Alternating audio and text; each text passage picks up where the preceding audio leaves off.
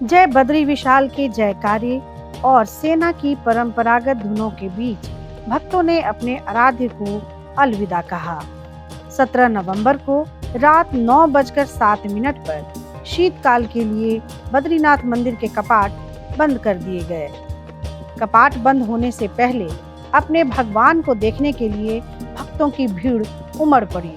इस मौके पर करीब 15,000 से ज्यादा श्रद्धालुओं ने बद्रीनाथ के दर्शन किए। इस वर्ष जो चार धाम यात्रा रही उसमें लगभग 48 लाख से अधिक श्रद्धालु तीर्थयात्रियों ने हमारे धामों के दर्शन करे।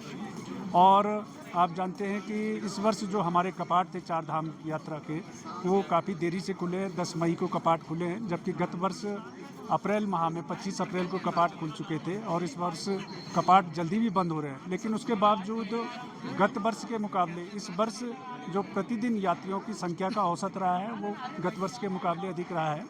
और इस वर्ष मानसून सीजन में वर्षा का भी काफ़ी प्रभाव रहा, उसके कारण भी जो हमारे मार्ग थे वो बाधित होते रहे। और ख़ास करके केदारनाथ में जो अतिवृष्टि हुई उसके कारण जो पैदल मार्ग था, मोटर मार्ग थे, वो कई स्थानों पर बाधित हुआ। लेकिन प्रदेश सरकार ने माननीय मुख्यमंत्री जी के मार्गदर्शन में जो ये चुनौतीपूर्ण कार्य था और जो हमारे मार्ग अवरुद्ध हो चुके थे, कई स्थानों पर पूरी तरीके से वॉश आउट हो चुके थे, लेकिन प्रदेश सरकार के जो तत्परता के कारण से यात्रा को एक ससमय उसको सुचारू कर दिया गया और किसी प्रकार का अवरोध नहीं आने दिया गया। कपाट बंद होने से पहले बद्रीनाथ मंदिर को 15 क्विंटल फूलों से सजाया गया। दिन भर बद्रीनाथ मंदिर श्रद्धालुओं के लिए खुला रहा।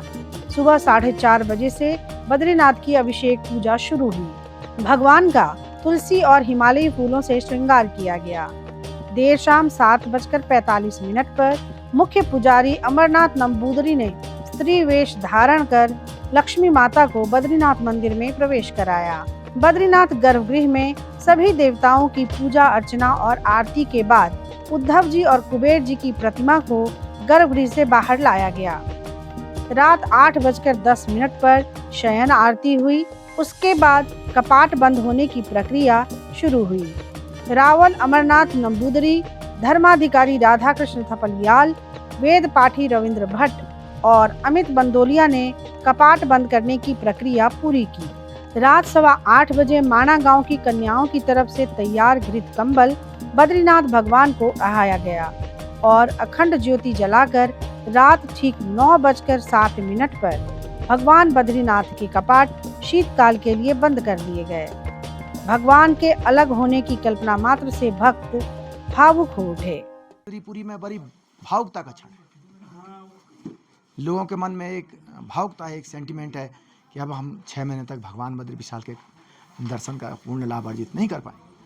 लेकिन भारत के चार धाम पूरब में जगन्नाथपुरी है, पश्चिम में द्वारका है, दक्षिण में रामेश्वरम है, उत्तर की हिमालय की उपत्यका में जिस पावन धरती पर हम इस समय हैं और कपाट सने सने वो प्रक्रिया आगे बढ़ रही है। 9:07 पर भगवान बद्री विशाल के कपाट शीतकाल के लिए बंद होंगे।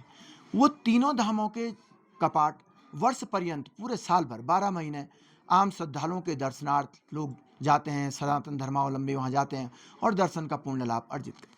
हिमालय के धाम की परंपरा और मान्यता पहले से ही विधि विधान, उसका पूजा का काल विभाजित है।